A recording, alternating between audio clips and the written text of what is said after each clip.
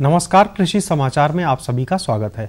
आज के प्रमुख कृषि समाचारों में है किसानों के लिए मास्टर प्लान, समर्थन मूल्य में 50% लाभांश, भारत सरकार दिलाएगी ग्रामीण युवाओं को रोजगार की ट्रेनिंग, उत्तर प्रदेश में 60 अरब की क्षति, भारत सरकार की पहल पर अब नीम कोटेड यूरिया, गन्ना बकाया भुगतान 5 मई तक, बागों और खेतों में बनेंगे होटल, भारत सरकार के निर्देश पर रिजर्व बैंक बनाएगा किसानों के लिए सब्सिडी योजना। अब कृषि समाचार विस्तार से। प्राकृतिक आपदा से प्रभावित उत्तर प्रदेश के किसानों को फौरी राहत प्रदान करने के बाद प्रदेश सरकार आने वाले दिनों में बड़ी राहत देने पर विचार कर रही है। इसके तहत डेढ़ महीने बाद जब किसानों को सामाजिक सरोकार व घर बार चलाने के लिए मदद की जरूरत होगी, तब सरकार की यह मदद उनके काम आएगी। प्रभावित काश्तकार या परिजन को गांवों में ही रोजगार की सुविधा से लेकर कम मूल्य पर राशन या पशुचारा उपलब्ध होगा। इसके लिए कृषि, पशुपालन, राजस्व और खाद्य एवं रसद जैसे 4 विभागों को जिम्मेदारी सौंपी जा रही है। यह चारों विभाग किसानों की मदद के लिए मास्टर प्लान बनाकर सरकार को सौंपेंगे। रबी फसलों की तबाही से त्रस्त किसानों को फौरी राहत के लिए वसूली रोकने के साथ ही साथ मुआवजा राशि दी जा रही है। फिलहाल जो भी मदद किसानों को दी जा रही वह फिर से खेती खड़ा करने के काम आएगी।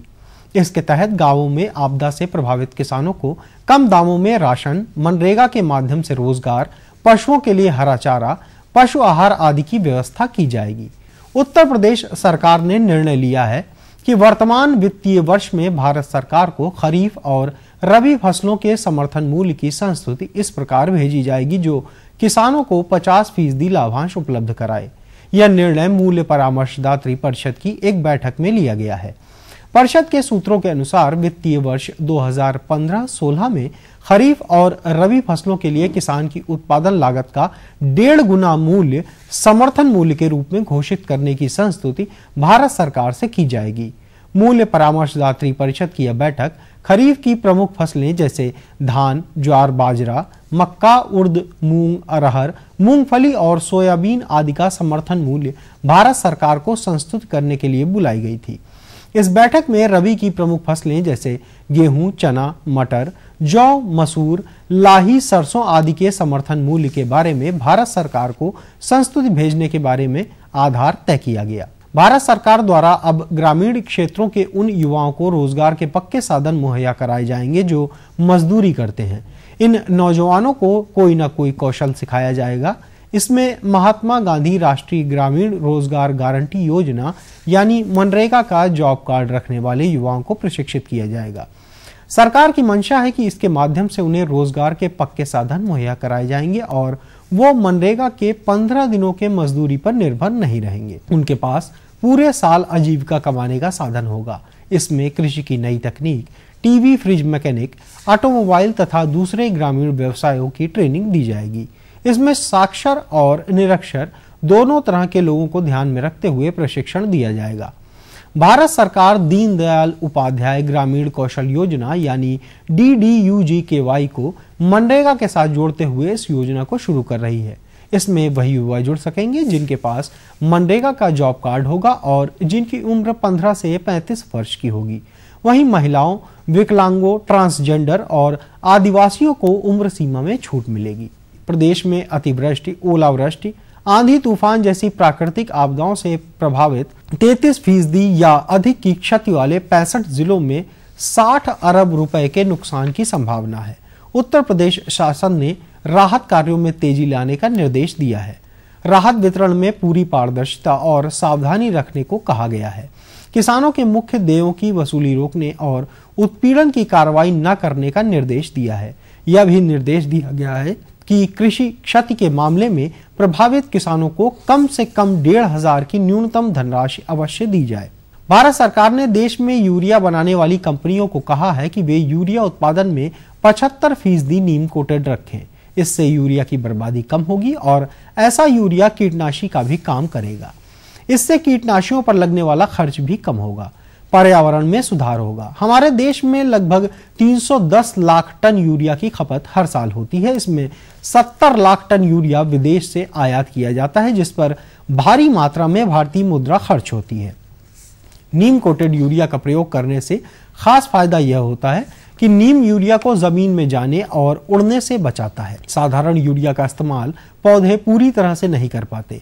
किसान भाइयों, सरकारी खाद कंपनी क्रभको ने नीम के तेल का इस्तेमाल करके सबसे पहले नीम कोटेड यूरिया बनाया है। उत्तर प्रदेश सरकार ने प्रदेश के सभी चीनी मिलों को सख्त निर्देश दिया है कि वे आगामी 5 मई तक गन्ना किसानों के गन्ना मूल्य का भुगतान कर दें, अन्यथा उनके विरुद्ध कड़ी अनुशासनात्मक कार्रवाई की जाएगी। सरकार ने सभी चीनी मिलों के लिए समय सीमा तय करके 5 मई तक किसानों का पूरा भुगतान करने का निर्देश दिया है। प्रदेश सरकार ने अब गांव के माहौल में खेतों और बगीचों में होटल खोलने और उन्हें चलाने का निर्णय लिया है।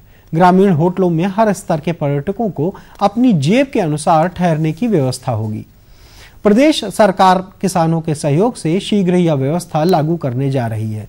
ऑर्किड टूरिज्म के तहत निजी क्षेत्र में यह होटल किसान खोल सकेंगे। सरकार वहां तक सड़क और दूसरी मूलभूत सुविधाएं मुहैया कराएगी। इससे प्रदेश में पर्यटन के साथ कृषि को भी बढ़ावा मिलेगा। किसानों को फसलों के नुकसान के लिए अधिक मुआवजा देने की घोषणा के बाद भारत सरकार के निर्देश पर अब भारतीय रिजर्व बैंक किसानों की ब्याज सहायता की नई योजना पर काम कर रहा है। हालांकि इसमें कुछ समय लग सकता है। भारतीय रिजर्व बैंक का कहना है इस बीच पहले की ब्याज सहायता 30 जून तक जारी रहेगी। बैंक ने इस बारे में अधिसूचना जारी कर दी है। वित्तीय वर्ष 2015-16 के लिए योजना को अधिक प्रभावी बनाने के लिए विभिन्न विकल्पों पर मंथन किया जा रहा है। रिजर्व बैंक के अनुसार भारत सरकार ने अंतरिम कदमों के तहत 30 जून तक 2015-16 के लिए ब्याज सहायता योजना का कार्यान्वयन पुरानी शर्तों के आधार पर करने का निर्णय लिया है। अब आइए जानकारी लेते हैं कुछ प्रमुख मंडियों के ताजा औसत भावों की।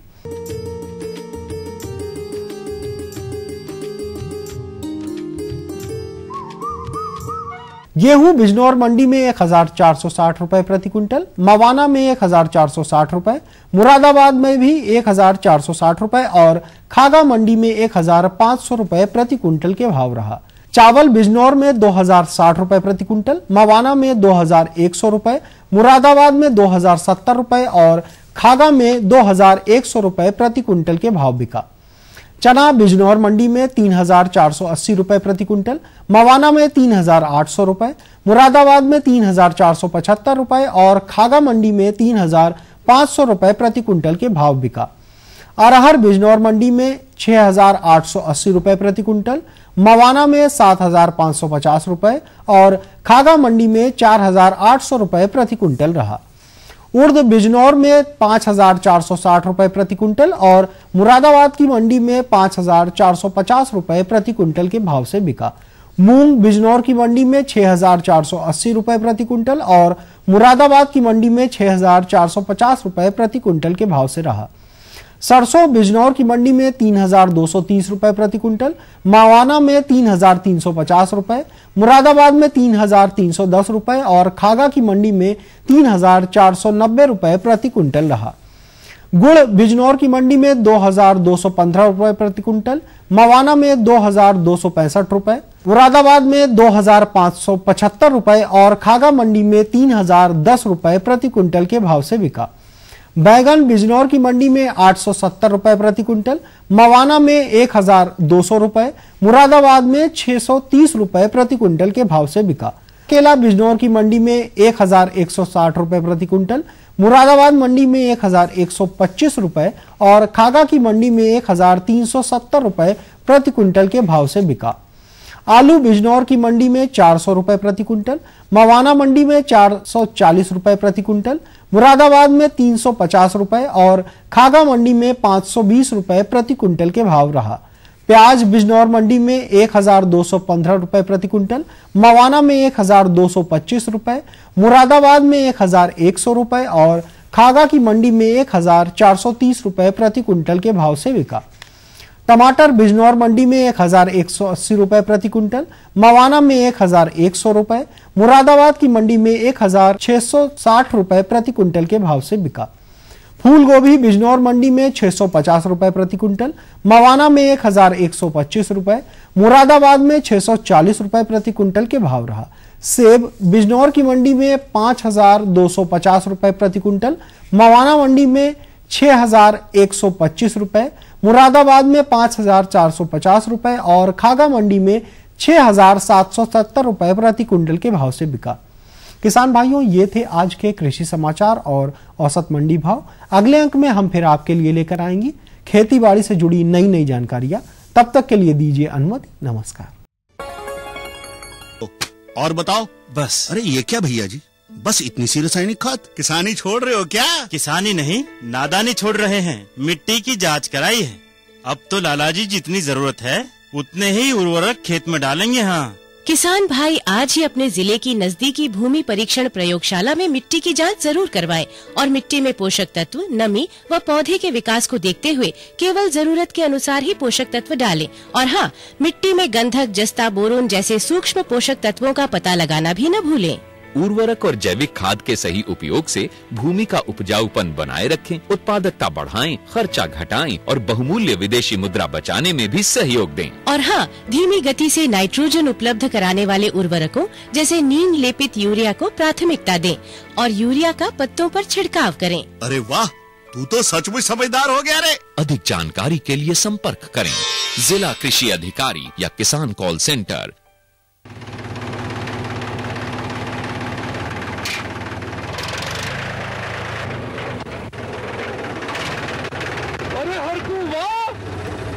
कीटनाशक और आज खाद भी।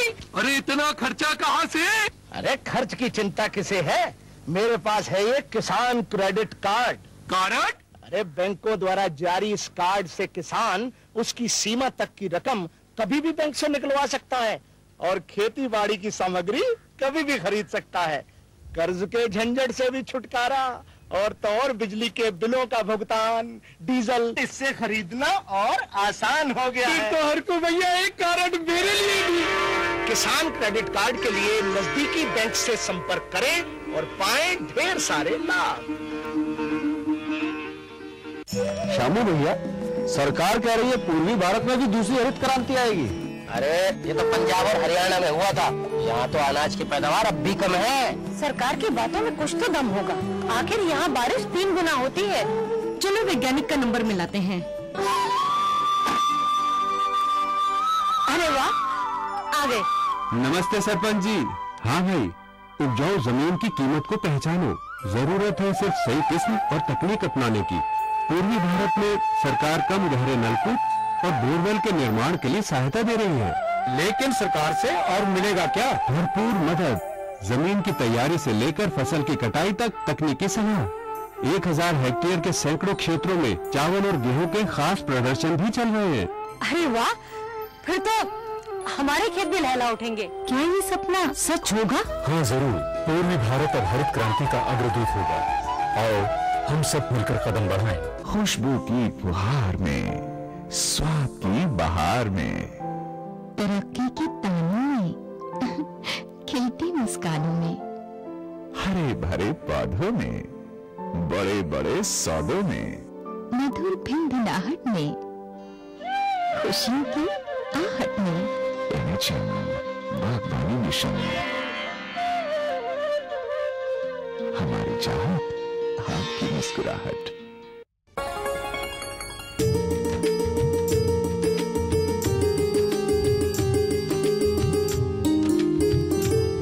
किसान भाइयों नमस्कार। कार्यक्रम कृषि दर्शन के आज के अंक में कृषि समाचारों के बाद आप सभी किसान भाइयों का एक बार पुनः स्वागत है। किसान भाइयों, गेहूं की कटाई का समय आ चुका है और ऐसे समय में कटाई करने से पूर्व मुख्यतः किन किन बातों का ध्यान रखना आवश्यक है, ये जानना बहुत ही जरूरी है।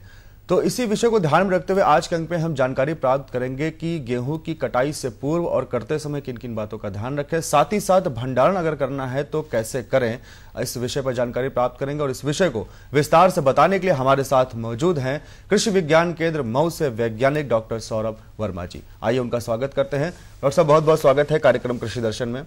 मैं अपने सभी किसान भाई की तरफ से जानना चाहता हूँ कि अगर हमारे किसान भाई गेहूं कटाई करने जा रहे हैं तो उससे पूर्व किन किन बातों का ध्यान रखें?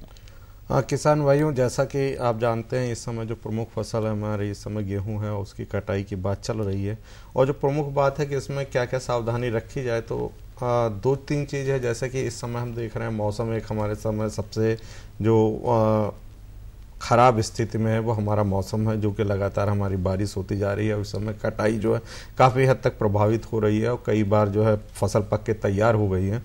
तो कुछ बातें इसमें विशेष ध्यान है कि देने की ज़रूरत है कि जैसे नमी है, चूँकि जब बारिश होगी तो बरसात में जो है आपका गेहूं चूँकि पक गया है तो वो उस नमी को जो है अपने अंदर लेगा, तो जो स्वतः जैसा आप जानते हैं कि फूल आता है गेहूं का, और वो आपके फसल में अगर खड़ी भी है तब भी वहाँ पे भी ये समस्या आती है। तो उसकी पूरी तरह से नमी जो है वो सूख जाना और हमें 3 से 4 दिन तक मतलब भरपूर जो है वो धूप मिलनी अति आवश्यक है, जिससे कि हम उसकी जो है अच्छी तरह से उसकी कटाई कर लें। जितनी कम नमी रहेगी खेत में अपने जो हमारा दाना रहेगा या जो हमारा फसल रहेगी, उतना ही हमें कटाई में और उसके भंडारण में उतनी ही सुविधा मिलेगी। लेकिन सब जैसे कि बरसात हुई है, इधर कुछ दिनों में मौसम काफ़ी परिवर्तित हुआ है, ऐसी स्थिति में जो नुकसान हुआ है क्या उससे कुछ भरपाई हो सकती है या कुछ उसमें किया जा सकता है किसान भाइयों के लिए? देखिए किसान भाइयों, ये तो मतलब ये एक बहुत बड़ी समस्या है जिस पे आप लोग जान रहे हैं। भारत सरकार भी और प्रदेश सरकार भी दोनों इस पे बहुत ज़्यादा चिंतित है और इसकी भरपाई के लिए उनकी तरफ से कई योजनाएं भी इस समय आ रही हैं जी। तो उस चीज़ों को ध्यान में रखते हुए जो है बिल्कुल 2-3 बातें जो हम अपने स्तर से जो प्रबंधन कर सकते हैं वो अलग बात है, बाकी सरकार अपना जो भी वो इसकी भरपाई के लिए कर रहा है। जैसा कि आप लोग जान ही रहे हैं, भारत सरकार ने अपनी एक योजना कर रखी है जो कि अभी तक था कि कुछ दिनों पहले तक कि 50% से ज़्यादा जिसका नुकसान है उनके भरपाई के लिए वो जो है कुछ मतलब आर्थिक सहायता देने की बात कर रहे थे, लेकिन प्रधानमंत्री जी ने उसको और भी जो है कम कर दिया, यहाँ तक कर दिया जिन क्षेत्रों पे मात्र 33% तक अगर जो है नुकसान है वहाँ पे भी जो है इसका लाभ जो है किसानों को मिलेगा। तो इस तरह से प्रदेश सरकार भी अपनी कई योजनाएं उसमें लाई हैं, लेकिन हम अपने स्तर से क्या प्रबंधन कर सकते हैं ये चीज जानना भी आवश्यक है कि हम उसमें क्या कर सकते हैं। देखिए जरूरत यह है कि चूंकि देख रहे हैं कि हर मतलब कि जो मौसम है 2 से 3 दिन हमें मौसम साफ मिलता है, इसके बाद फिर जो है बारिश जैसे ही मौसम हल्का सा गर्म होता है और फिर जो है मौसम एक बार फिर करवट लेके, और जिस तरह से देख रहे हैं जब हम लोग बात कर रहे हैं कि एल नीनो का एक असर है कि उससे जो है ये मौसम प्रभावित हो रहा है, तो वहाँ यहाँ पे भी वही है। तो ये लगातार ये स्थिति बनी रहेगी और आगे भी मतलब हफ्ते 10 दिन में फिर से आएगी। तो जब भी मौसम आपका खुले और 2 से 3 दिन जैसे ही आपको साफ मौसम मिलता है तुरंत इसकी कटाई कर लें। कटाई करते समय देखिए 2-3 चीज है कि समय का एक विशेष ध्यान देने की जरूरत है कि कितनी कम से कम अवधि में हम कौन सी किस स्तर पे जा सकते हैं, हमारा प्रक्षेत्र कैसा है कि हम उसकी कटाई के लिए अगर क्या कहते हैं छोटा प्रक्षेत्र है तो हम मजदूरी के माध्यम से भी उसमें कर सकते हैं, या बड़े प्रक्षेत्र हैं तो हमारे पास जो और बड़ी मशीनें हैं उनके माध्यम से भी कर सकते हैं। लेकिन नमी को ध्यान में रखना है कि उसको ध्यान में रखते हुए ही क्या कहते हैं उसकी कटाई पे भी विशेष ध्यान देना है। कटाई अगर कर रहे हैं किसान भाई तो किन किन माध्यमों से कर सकते हैं? हाँ देखिए किसान भाई ये तो एक है जैसा कि आप लोग भी जानते हो, आपका अनुभव भी है, जैसे अगर प्रक्षेत्र अपना छोटा है और हमारे पास अगर लेबर पर्याप्त है तो हम उसके जो मजदूरी पर्याप्त है तो हम उसकी कटाई भी कर लेंगे। लेकिन ये ध्यान देना है कि आपको समय को ध्यान में देखना है कि अगर हम किसी कटाई कोई प्रक्षेत्र हमारा बड़ा प्रक्षेत्र है तो उसमें हम इतने पर्याप्त जो है मानव श्रम हमारा लगे कि हम एक ही दिन में उसकी कटाई पूरी कर लें, क्योंकि मौसम लगातार जो है पिछले आप अप्रैल मास से जैसे ये मास शुरू हुआ तब से जो है ये मौसम खराब होता ही आ रहा। तो जितनी कम अवधि में हम उसकी कटाई करके फसल जो है काट लेते हैं उतना ही है। अगर जो है प्रक्षेत्र बड़ा है, छोटे प्रक्षेत्र में तो मानव श्रम काम कर सकते हैं, लेकिन अगर बहुत बड़ा प्रक्षेत्र है तो वहाँ पे हमारे पास जो दूसरी अन्य मशीन है जैसे बैल चालित भी रीपर आ रहे हैं जो गेहूं काट के कर देता है, फिर ट्रैक्टर के साथ भी वो रीपर का प्रयोग किया जाता है। दूसरी फिर इससे अलग जो है अब हार्वेस्टर आ रहा है जो कंबाइन जिसको हम लोग हार्वेस्टर कहते हैं, ये भी है, ये भी बहुत अच्छी मशीन है जिसके माध्यम से एक ही साथ इसकी कटाई कर लेते हैं, मड़ाई कर लेते हैं और गेहूं का इकट्ठा कर लेते हैं। तो ये कुछ साधन है जिनके माध्यम से जो भी उचित हो, जो मतलब समय से उपलब्ध हो सके उनका हम प्रयोग करके जो है गेहूं की कटाई कर सकते हैं। यानी ये कहा सकता है डॉक्टर साहब कि भी कुछ 1-2 दिन का विलंब होगा कटाई करने के लिए, क्योंकि जो नमी है अभी गेहूं में उसको ध्यान में रखते हुए? हाँ जी बिल्कुल, उसको सूखना अति आवश्यक है। हाँ। जी बिल्कुल, अगर दानों में अगर नमी बरकरार है और अगर उसको हम भंडारण के लिए सोचते हैं तो वो पूरा दाना जो है वो हमारा खराब हो जाता है। और दूसरे जो अगर हमारे और भी अगर उसके साथ जो सूखे हुए दाने अगर हैं भी तो वो भी प्रभावित हो जाएंगे। सामान्यतः कहा था अगर वो दांत के नीचे रखी हो, कट से आवाज जी आए बिल्कुल, वो तो भंडारण भंडारण का वो एक है मोटे तौर पे, जिसको हम लोग कहते हैं कि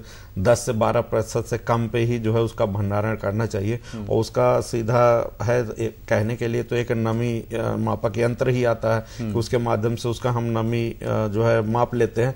लेकिन चूंकि किसानों के पास ये सुविधा उपलब्ध नहीं होती है तो वहां पे सीधे दांत में दबाने के अगर वो कट की आवाज करके जो है दाना 2 टुकड़ों में अलग हो जाता है, तो आप ये मान के चलिए कि नमी जो है उसके 10% के आसपास है और उसको फिर हम भंडारण के लिए उसके लिए सोच सकते हैं। तो भंडारण करते समय फिर क्या क्या भंडार गृह कैसा हो और कैसे उसमें हम सावधानियां बरतें रखने के लिए? हाँ देखिए, ये यहाँ पे किसान भाइयों के लिए एक बहुत वो है, उस पर ध्यान देने की बहुत जरूरत है, क्योंकि इस पे हम ध्यान नहीं देते हैं और लगभग भंडारण में जो हम रहते हैं उसमें हम लगभग 8 से 10% तक नुकसान जो है वहां सीधे सीधे किसान भाई इस मतलब दिखाई देता है। और अगर उस पर विशेष ध्यान न दिया जाए तो बहुत ज्यादा पैमाने पे जो है नुकसान जो है दिखाई देता है और देखा जाता है। देखिए, भंडार गृह सबसे प्रमुख चीज आती है कि जिसको हमें क्या क्या सावधानियां रखनी चाहिए। और उसमें सबसे प्रमुख बात है कि आपका भंडार गृह जो भी हो, मतलब वो हर तरह से मतलब हवादार तो हो, लेकिन किसी भी तरह के कोई चिड़िया हो या कोई चूहे या इस तरह के कोई भी जानवर जो है उस भंडार गृह के अंदर प्रवेश न कर पाए। इस चीज का विशेष ध्यान देना है कि मतलब इस तरह से कोई भी, तो उस समय जो मच्छरों के लिए रोकने के लिए जो जालियां आती हैं, अगर इस तरह से कोई रोशनदान हो या कहीं दरवाजा हो तो वहां पे इस तरह की उनके जालियों का प्रयोग होना चाहिए। इसके साथ अगर क्या कहते हैं वहां पे कोई जैसे कोई अगर सीमेंट का बना हुआ कहीं कोई टूट फूट है तो वो उनको साफ करके उस फिर से सीमेंट से उसको जो है उसका लेप लगाना चाहिए सीमेंट से। दूसरी चीज, अगर दरारें हैं या कहीं आपको दिखाई दे रहा है कहीं दरारें फट गई हैं, कहीं सीमेंट उखड़ गया है, तो उन सबको जो है उनकी भराई जो है सीमेंट के माध्यम से कर देनी चाहिए। और इसके बाद फिर चूने से अगर मतलब अगर समय मिलता है और अगर उचित होगा कि अगर चूना मिले तो चूने से उनकी एक बार फिर से पूरी तरह भंडार गृह की पुताई हो जानी चाहिए। इसके बाद फिर कुछ दवाएं हैं या जैसा है कोई कीटनाशक दवा का जो है पूरे आप भंडार गृह में जो है उसका छिड़काव कर दें। और ये लगभग ये क्रिया आपकी लगभग 1 हफ्ता या 10 दिन पूर्व होगी, जिससे कि पूरी तरह से कीड़े या इस तरह का कोई भी चीज है वो उसमें अपने स्वतः जो है मर जाए। यानी कटाई के साथ साथ भंडार गृह की भी तैयारी करते रहना चाहिए। हाँ जी जी, कि जी जैसे ही वो कटाई करके हम लाए तो उसे भंडार गृह हमारा जो है वो जी जी। उसके साथ 2-3 विशेष ध्यान है कि जैसे मान लीजिए आप बोरों के माध्यम से उनको कहीं इकट्ठा कर रहे हैं तो हमेशा ये ध्यान रखिए कि आपकी दीवार जो है वो जो आप बोरे रख रहे हैं वो आपकी दीवारों से 1.5 फीट की दूरी हो और जमीन नीचे की जमीन से और ऊपर की सतह से भी वो 1.5 फीट की ऊंचाई पर हो जी, ताकि नमी उनमें न जाए। हाँ जी बिल्कुल। डॉक्टर साहब, जैसे कि आपने बताया कि कटाई करते समय किन किन बातों का ध्यान रखें और साथ ही साथ भंडारण से पूर्व भंडार गृह कितना सुरक्षित होना चाहिए और गेहूं जब उसके अंदर रखेंगे ताकि वो लंबे समय तक सुरक्षित रहे और जब उन्हें बाजार में किसान भाई उसको बेचे तो अच्छा मूल्य प्राप्त हो। तो इन सभी जानकारियों के लिए आपका बहुत बहुत धन्यवाद। किसान भाइयों, ये सुनिश्चित कर लें पहले कटाई करने से कि नमी का प्रतिशत जो है वो लगभग 10% से कम हो गया है और साथ ही साथ जब हम गेहूं का भंडारण कर रहे हैं तो भंडारण से पूर्व जो भंडार गृह हैं वो सुरक्षित हो और ताकि जो है गेहूं हम जब उसमें रख रहे हैं तो वो स्वस्थ रहें। ऐसी विभिन्न जानकारी लेकर समय समय पर हम आते रहेंगे। तब तक के लिए नमस्कार।